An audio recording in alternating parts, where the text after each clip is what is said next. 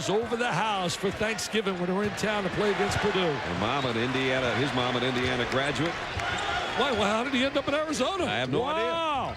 Wow. His dad played at Marion College in Indianapolis. And his brother's playing here today. His brother's an outstanding player, James. Harrington with a three. Can't let him open. Scouting report, I'm sure Lute Olson, who's as thorough as anybody in America, made them very aware of the ability of Harrington to shoot the three.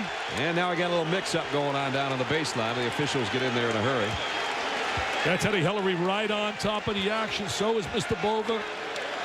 Talking about Gardner, it is his brother that plays at Marion College. His dad was a wrestler. Yep. His brother James, yeah.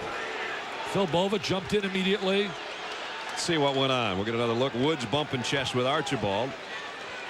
A little frustrating right now for Lauren Woods. You come back, big-time reputation. You had the back surgery, got the suspension. It's going to take him a while to get his rhythm and his timing.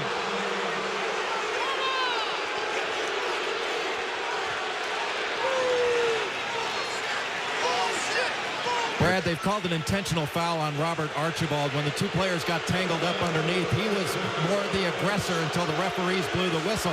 And part of the problem was that neither player would back off. They were jawing at each other, and neither player would just walk away, and that's when a volatile situation could take place. But the referees did an outstanding job of handling it, I thought. Hey, Jay, now the technical fouls are broken down into direct and indirect, but in an intentional foul situation where in the technicals you don't get possession of the ball, I believe they get possession of the ball here. When it's an indirect technical, there is no longer two shots in the ball. Right. It's just the technical shots, and the ball stays with the same possession that it was before. Here's another look as they got tangled up, and Archibald went down, and then he got stepped on a little bit, and he thought it was intentional, so he took a swing with his foot, and then the chest bumping began.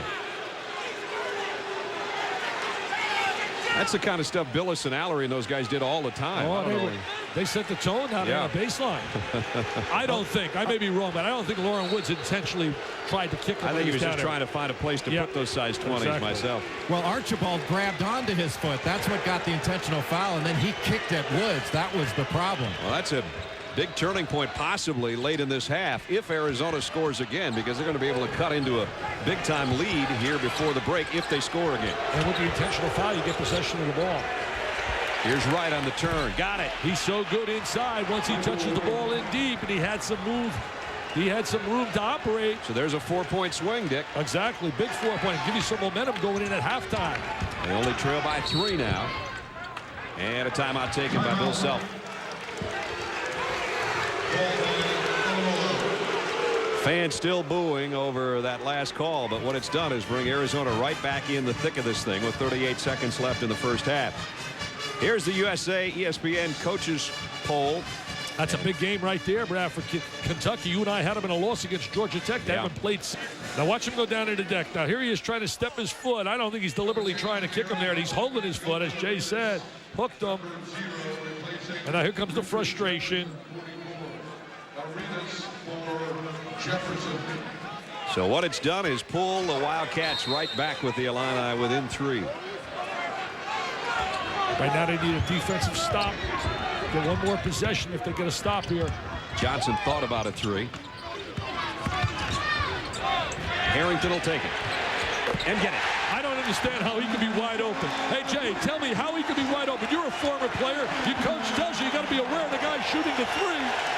Dick, in the scouting report for Sean Harrington, you cannot leave him. You can't help off Sean Harrington. That's what Arizona's done all game long, and he has punished them for it each time. Oh, he's punished them here. He punished them in Hawaii. Illinois 6 out of 10 outside the arc. Here's Gardner trying to win on the other end.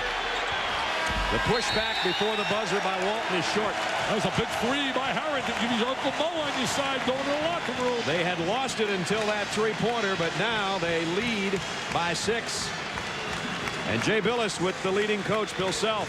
Bill, in that first half, you turned the game into a little bit of a street fight. Was that what you needed to do?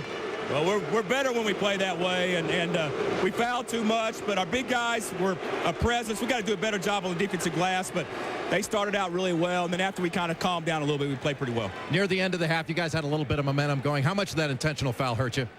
Oh, I don't know if it hurt us. I mean, it's not smart play, but when kids are playing hard and going after it, bad things happen sometimes. Bill, good luck in the second half. Back to you, Brad. All right, guys, I don't think it hurt them much. They lost 4 points, but they got the 3 back by Harrington late in the half. And speaking of threes, there's a record three-pointer.